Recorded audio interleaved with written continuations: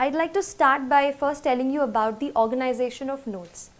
Now, I feel that the syllabus which we have got, the UPSC syllabus, is our guiding light. इसीलिए एक UPSC syllabus की copy मैंने अपने study table पर हमेशा रखी. उसके साथ ऑर्गेनाइजेशन ऑफ नोट्स एक दूसरा पॉइंट है जिस पे आपको सबसे ज़्यादा काम करने की ज़रूरत है, क्योंकि मैंने भी यही किया. अपने नोट्स को मैंने अपने सिलेबस को अलग अलग टॉपिक्स में हम डिवाइड जैसे कर लेते हैं वैसे डिवाइड किया और हर टॉपिक को मैंने एक अलग फोल्डर बनाया. तो उससे रिलेटेड जो भी मुझे एडिटोरियल कहीं न्यूज़पेपर में या कहीं इंटरनेट पे ऑनलाइन मैंने उसके बारे में पढ़ा, तो वो सारा मटेरियल मैंने उस एक फ़ोल्डर में डाल दिया. तो एक ये चीज़ है कि अपने नोट्स को आप अच्छे से ऑर्गेनाइज़ करें. मैंने कोशिश की कि मैं खुद अपने नोट्स रेफरेंस बुक से बनाऊं, क्योंकि जब मैं खुद उसको लिख लेती थी तो जो अंडरस्टैंडिंग है वो मेरी बेटर हो जाती थी. तो खुद के नोट्स पे मैंने खुद नोट्स बनाने की ज़्यादा कोशिश की. इसके अलावा करंट अफेयर्स बेस्ड स्टडी, इस पे भी मैं थोड़ी सी बात करना चाहूँगी आपसे. मैंने ये किया कि क्योंकि ज़्यादा ह्यूमैनिटीज़ का बैकग्राउंड नहीं था, तो जो भी करंट अफेयर्स पे मैं पढ़ती थी, जैसे कई बार कोई इम्पॉर्टेंट न्यूज़ जो है, जैसे इलेक्शन है, प्रेसिडेंशियल इलेक्शंस हैं, तो उस पर बहुत सारे आर्टिकल्स आप देखोगे कि न्यूज़पेपर में आते हैं. वहीं से मैंने एडिटोरियल्स के नोट्स बनाए, उनको इकट्ठा किया और करंट अफेयर्स से ही मैंने कोशिश की कि पेपर 2 यानी GS 2 और GS 3 की मैक्सिमम प्रेपरेशन मैं कहूँगी कि मैंने न्यूज़पेपर्स, आर्टिकल्स ऑनलाइन जो आपको मिल जाएंगे, अच्छे आर्टिकल्स अच्छी वेबसाइट्स के, न्यूज़पेपर्स के, वहाँ से मैंने कोशिश की कि GS 2 और GS 3 के आंसर्स मैं वहाँ से कवर कर सकूँ.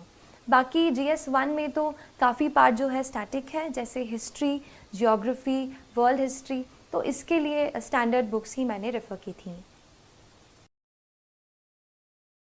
नेक्स्ट चीज़ जो मैं आपसे शेयर करना चाहूँगी और मुझे लगता है कि ये चीज़ बहुत इम्पॉर्टेंट है UPSC के लिए, वो है आंसर राइटिंग.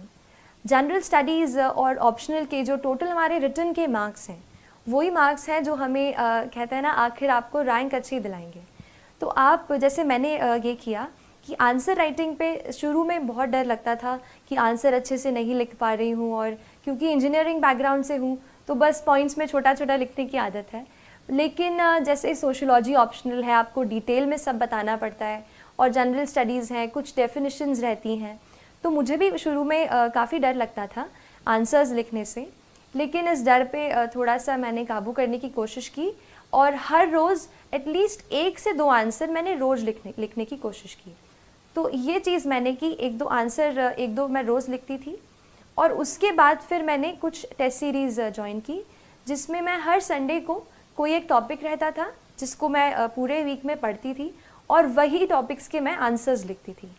तो ये क्योंकि कॉम्पिटिटिव एग्ज़ाम है, आपको 1 या आधा मार्क एक्स्ट्रा स्टील करना है, तो इसके लिए आप कोशिश करें कि अपनी रीडिंग वाइड रखें और आंसर राइटिंग की बहुत सारी प्रैक्टिस करें.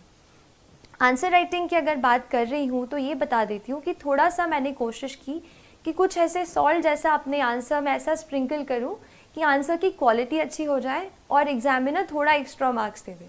तो इसके लिए मैंने कोशिश की, जैसे फैक्ट्स कहीं से अपन जैसे न्यूज़पेपर पढ़ते हैं, कोई फैक्ट्स पढ़ते हैं, उसको मैंने पहले एक बुक में अलग से नोट कर लिया था. वो फैक्ट्स फिर मैंने एग्ज़ाम के बहुत जल्दी पहले ही एग्ज़ाम के जस्ट पास में ही मैंने वो लर्न कर लिए वो फैक्ट्स. फिर जैसे कुछ क्वेश्चंस ऐसे हैं जहाँ पर हम कुछ डेफिनेशंस लिख सकते हैं, तो जब आप आंसर को शुरू करते हैं तो आप उस डेफिनेशन से स्टार्ट कर सकते हैं. इसके अलावा कुछ कमेटी की रिपोर्ट्स होती हैं, जैसे ARC रिपोर्ट्स होती हैं, या फिर एक और बहुत इम्पॉर्टेंट रिसोर्स जो मैंने बहुत ही ज़्यादा यूज़ किया है वो है नीति आयोग का 3-year एक्शन एजेंडा. ये जो एक डॉक्यूमेंट है, इसमें आपको गवर्नमेंट की सारी स्कीम्स एक जगह पर मिल जाएंगी. So you understand the perspective of the government. और वो मैंने पूरा डॉक्यूमेंट, उसमें काफ़ी टाइम लगा पढ़ने को, बट जब मैंने एक बार पढ़ लिया था तो काफ़ी कुछ मैं उसका अपनी आंसर्स में कोट कर पाई. तो जो भी गवर्नमेंट के डॉक्यूमेंट्स हों, जैसे इकोनॉमिक सर्वे आता है, बजट आता है, ये आप बिल्कुल अच्छे से पढ़ें. मैंने भी पढ़ा और इसको फिर मैंने कोशिश की कि आंसर में लिखूं. और एक और लास्ट चीज़, आंसर्स में आप थोड़ा सा कहीं फ्लो चार्ट या कहीं इंडिया का मैप ऐसे भी आप घर से प्रैक्टिस पहले से जब आप आंसर राइटिंग करते हो आप उसमें प्रैक्टिस करो। मैंने एक शीट में जो भी मुझसे लगा कि ये यूज़ हो पाएगा, मैंने एक जगह पे सारी ड्राइंग्स ऐसे फ्लो चार्ट्स इकट्ठा कर लिए थे और वही फिर मैं रिवाइज़ करके आंसर हॉल में जो भी राइटिंग हॉल था वहाँ गई।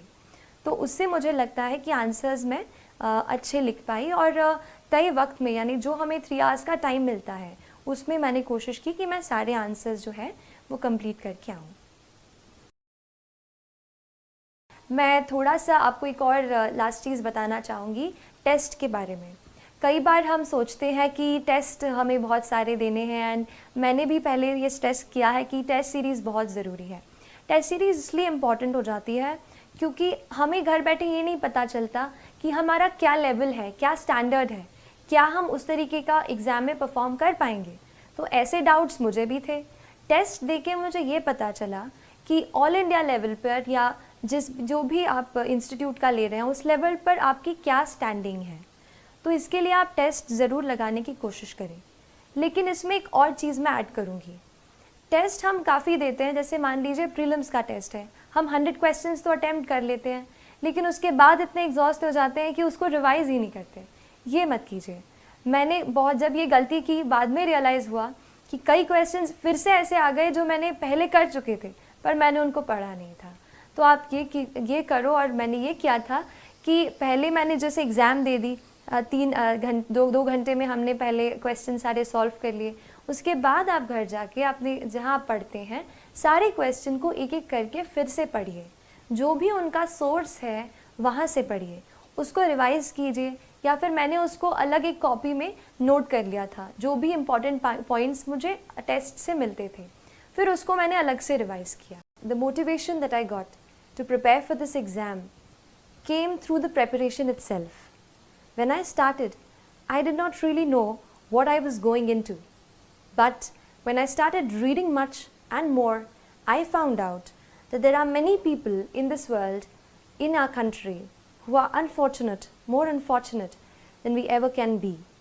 I felt, how can I use my learning capacity, my ability to learn, to reach a position where I can help them and better their lives in some manner or the other. तो यही motivation रहा throughout my preparation and it pushed me through the entire process. And I'll tell you that this exam would not only help you change other people's lives, but ये आपको भी एक बेहतर इंसान बनने में मदद करती है. That is the beauty of UPSC CSE examination. It makes you into a person who's much more sensitive, who's much more responsible and who looks forward to doing something for the society. In the further time, I would also like to share with you the mental preparation for this grueling journey of UPSC. So thank you so much and all the very best to you.